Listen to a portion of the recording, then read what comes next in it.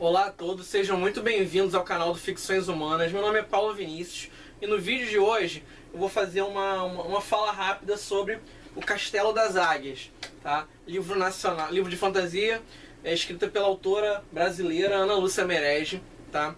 E é um livro que eu já estava devendo há bastante tempo, uma leitura, porque eu conheço a Ana de eventos, já a gente troca bastante figurinhas já há bastante tempo. E ela é uma pessoa extremamente simpática, super acessível. Aliás, eu recomendo aqueles que comprarem o livro dela para que conheçam, né, os contos e outras coisas do universo de Atelgard, que tem a ver com o livro Castelo das Águias, mas também de outras produções que ela faz. Tem um livro de... tem alguns contos de fantasia histórica que são muito legais, tem contos de terror até que ela já escreveu. Tá? Então, o Castelo das Águias, ele é o... digamos, não sei se é o primeiro livro, eu não vou saber dizer a vocês, porque ela lançou tanta coisa em cima desse mundo, né? Mas é o primeiro livro impresso que eu conheço a respeito do universo de Atelgard, que é onde as histórias de fantasia dela se passam. Então, a história é a história da Ana, a narrativa é até em primeira pessoa, a Ana de Brick, que ela é uma pessoa que ela morava numa vila próxima a um lugar que é vivido por elfos, só que ela é uma humana, né? E aí ela sai dessa floresta chamada Floresta dos Textos e ela é convidada a integrar o Castelo das Águias, né? Que é uma espécie de escola, né? Onde os novatos vão lá para treinar, para estudar. E aí a gente vai ver o choque de realidade da vida da Ana lá na Floresta dos Textos, que era uma vida mais simples. Usar o termo rural é complicado, mas era uma vida muito mais voltada para o campo. Havia lá os clãs tribais lá que tinham a ver com animais. Ela pertence ao clã do lobo, mas a Ana chegou a comentar sobre alguns outros clãs no livro, não me recordo de memória agora. Mas então ela tem esse choque de realidade com um ambiente mais urbano, né, e mais, posso dizer, cosmopolita, né, do Castelo das Águias e da vila de Vrindavan. Não sei se eu estou falando corretamente. Vrindavan, que é a cidade que fica próxima ao Castelo das Águias. Então tem esse choque inicial, ela conhecendo como é que é a vida num grande centro, né? Tem ela conhecendo o ambiente do Castelo das Águias, porque ela ainda não havia sido professora e agora ela se vê como mestra das sagas, né?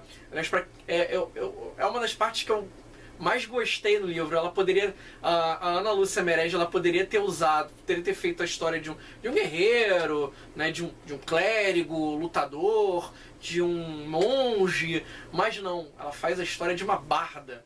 Muito legal isso, porque a gente vê que a Ana, ela não é uma personagem forte, né, e a história ela vai se desenrolar a partir de uma disputa entre o reino de Silix, né, e os professores do Castelo das Águias pela posse das águias guerreiras, né? São águias que bebem das águas de uma fonte especial que existe próximo ao Castelo das Águias, e a partir da água dessa fonte ela se transforma numa águia poderosa.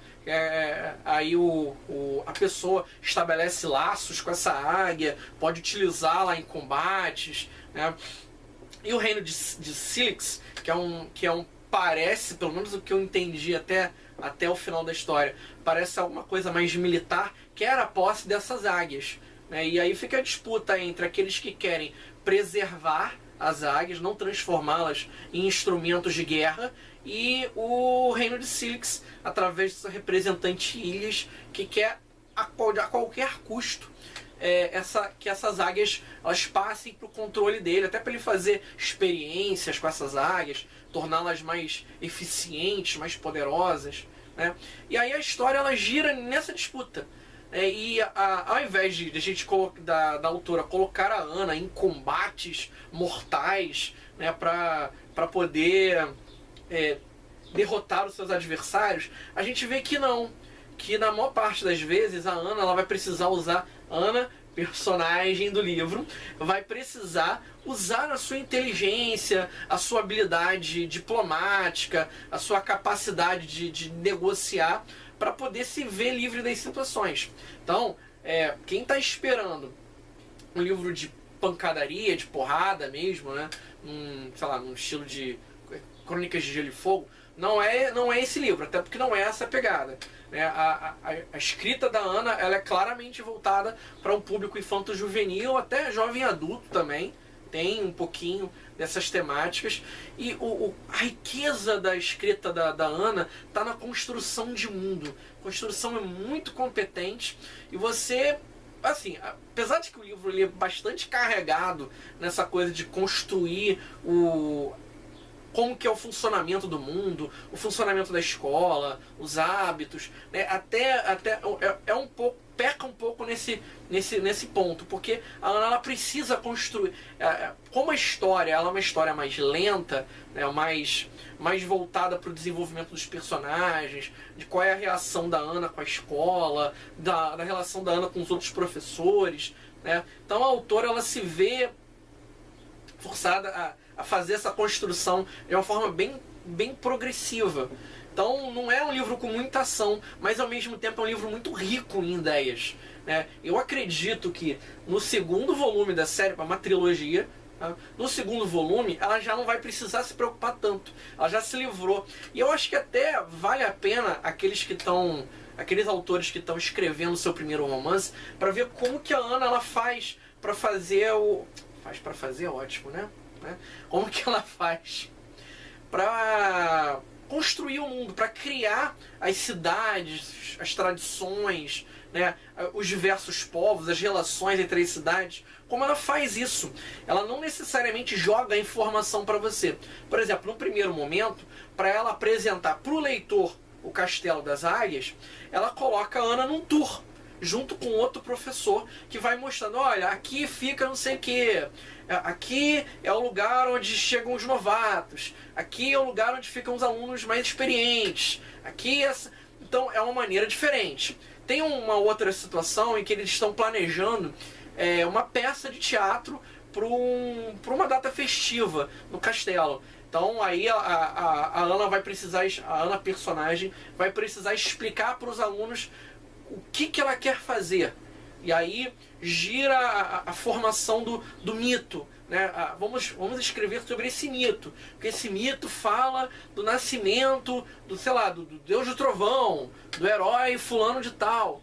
Então ela cria várias estratégias diferentes para fazer a construção do mundo. Porém, tem a questão do livro ser carregado de informações. Isso não tem, a autora não teve como fugir disso, mas eu senti um pouco de falta de desenvolvimento maior dos personagens ao redor da Ana. Eu vi que ela desenvolveu alguns. Ela desenvolve o Kieran, que é o par romântico da Ana nesse primeiro volume.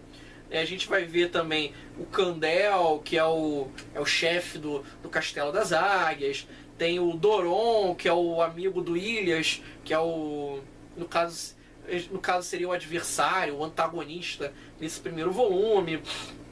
A gente vai vendo a construção de outras personagens. Thalia, que é uma elfa, mas é uma elfa arrogante. Então a gente vai ver uma construção desses personagens. Só que eu queria ver um pouco mais, porque eu via a história muito mais focada na Ana, em como tem o estranhamento dela.